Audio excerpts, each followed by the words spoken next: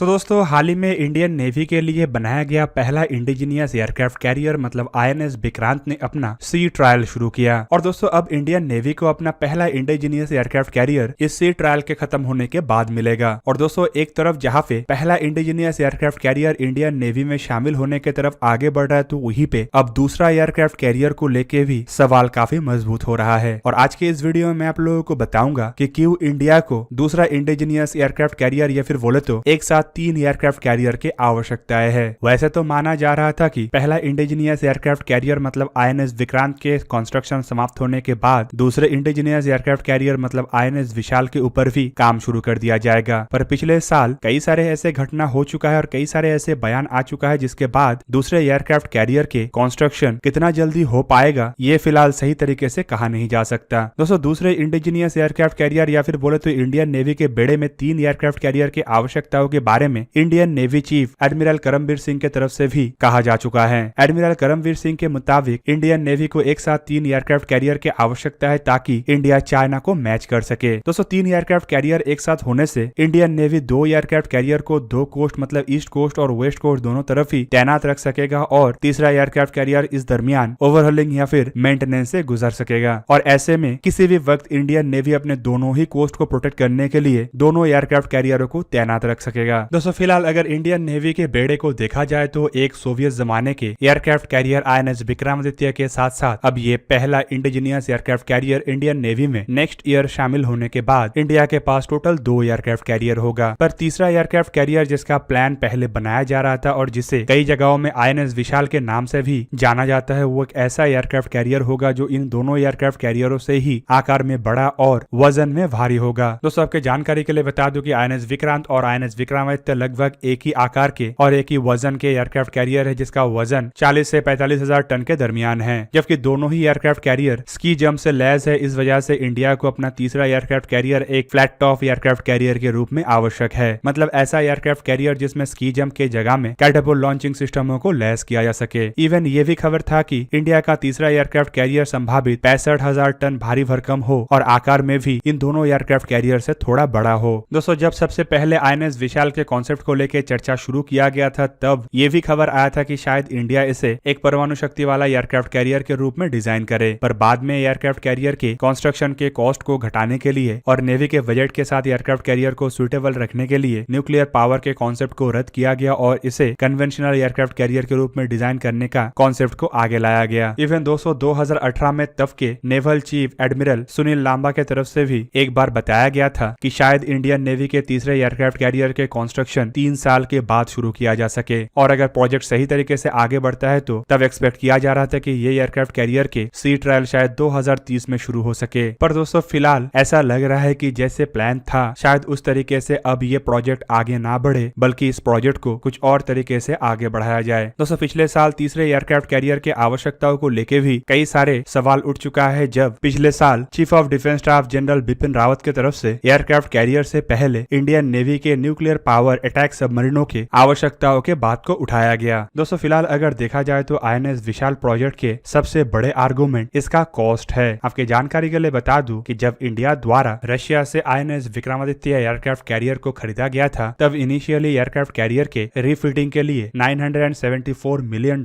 के बजट को रखा गया, लेकिन बाद में ये बढ़ते बढ़ते करीबन $2.35 बिलियन तक पहुंच गया। इवन इसके अलावा एयरक्राफ्ट कैरियर के ऊपर इस्तेमाल होने वाले MiG-29 एयरक्राफ्टों की भी कीमत को अगर जोड़ा जाए तो ये एयरक्राफ्ट कैरियर इंडिया को करीबन $7 बिलियन में पड़ा था। इंडिया के द्वारा कंस्ट्रक्ट किए जाने वाले पहले इंडिजीनियस एयरक्राफ्ट कैरियर मतलब आईएनएस विक्रांत के भी लागत लगभग इसी के ही आसपास है। रिपोर्टों के मुताबिक आईएनएस विक्रांत के टोटल कॉस्ट मतलब जिसमें एयरक्राफ्ट कैरियर और इसमें इस्तेमाल होने वाले एविएशन ग्रुप जैसे कि carrier borne multi role fighter aircraft और इसमें इस्तेमाल होने वाले हेलीकॉप्टरों का लागत 10 से 11 बिलियन डॉलर तक हो सकता है। वहीं पे इन दोनों एयरक्राफ्ट कैरियर के कॉस्ट को देखते हुए आप लोग अभी से ही समझ सकते होंगे कि थर्ड एयरक्राफ्ट कैरियर जो इससे भी आकार में बड़ा और ज्यादा संख्या में एयरक्राफ्टों को कैरी करेगा उसका कॉस्ट कितना अधिक हो सकता है। एक्सपर्टों के मुताबिक आईएनएस विशाल करीब करीब 50 से 55 मॉडर्न एयरक्राफ्टों को कैरी कर सकेगा और इन एयरक्राफ्टों के लागतों को मिला के टोटल एयरक्राफ्ट कैरियर के प्रोजेक्ट 16 से 17 बिलियन डॉलर तक हो सकता है। मतलब एयरक्राफ्ट कैरियर के कंस्ट्रक्शन का बजट जहाँ पे इतना अधिक है तो वहीं पे इंडियन नेवी फिलहाल बजट शॉर्टेज से गुजर रहा है और नेवी को अपने मॉडर्नाइजेशन के लिए कई तरीके के अन्य जहाज और हथियारों का भी आवश्यकताएं है, जिनमें सबमरीन से शुरू करके कॉर्वेट और माइन स्वीपर से शुरू करके डिस्ट्रॉयर और फ्रिगेट जैसे जहाजों के अलावा naval utility helicopter, unmanned aerial vehicle जैसे एसेटों का भी आवश्यकता है। और ऐसे में एयरक्राफ्ट कैरियर से ज्यादा महत्व अन्य हथियारों को ही दिया जा रहा है ताकि नेवी अपने लिमिटेड बजट में अपने मॉडर्नाइजेशन को सही तरीके से आगे बढ़ा सके। अब दोस्तों विशाल एयरक्राफ्ट कैरियर के आवश्यकताओं को देखा जाए तो इसका सबसे पहला आवश्यकता है सी कंट्रोल के लिए। इंडियन नेवी के मैरीटाइम डॉक्ट्रिन को अगर देखा जाए तो सी कंट्रोल इसमें सबसे प्रमुख में आता है। जितना हद तक इंडियन नेवी के द्वारा समुद्र के ऊपर अपने दबदबे को रखा जाएगा, उतना ही हद तक इंडिया को लड़ाई से दूर रखना संभव हो पाएगा। खास करके अगर इंडियन ओशन के अंदर इंडियन नेवी के दबदबा मजबूत रहा तो दोस्तों यहाँ पे चाइना कभी भी कोई भी ऑफेंसिव रोल को अंजाम देने का दुस्साहस नहीं करेगा। और ऐसे दबदबे को बरकरार रखने के लिए इंडिया को एक ही साथ 3 एयरक्राफ्ट कैरियर की आवश्यकताएं है ताकि एयरक्राफ्ट कैरियर को हर समय दोनों कोस्टल एरिया में तैनात रखा जा सके। दूसरा महत्वपूर्ण कारण है फंक्शनल डाइवर्सिटी। मतलब दोस्तों एयरक्राफ्ट कैरियर इंडियन नेवी के डिटरेंस को कई गुना अधिक मजबूत कर सकता है, जबकि इसके अलावा एक carrier strike group Indian navy के amphibious operation, land attack mission, wide area dominance awareness और कमांड एंड कंट्रोल जैसे कई तरीके के टास्क को अंजाम दे सकता है। दोस्तों तीसरा कारण है पावर प्रोजेक्शन। एयरक्राफ्ट कैरियर कुछ गिने चुने और सबसे ताकतवर हथियारों में गिना जाता है और एक एयरक्राफ्ट कैरियर जैसे हथियार इंडियन नेवी के ऑफेंसिव कैपेबिलिटी को लंबे समय तक इंडियन ओशन के अंदर मजबूत रख सकता है, जबकि दूसरी तरफ ये इंडियन नेवी के लिए पावर प्रोजेक्शन के भी एक महत्वपूर्ण जरिया होगा।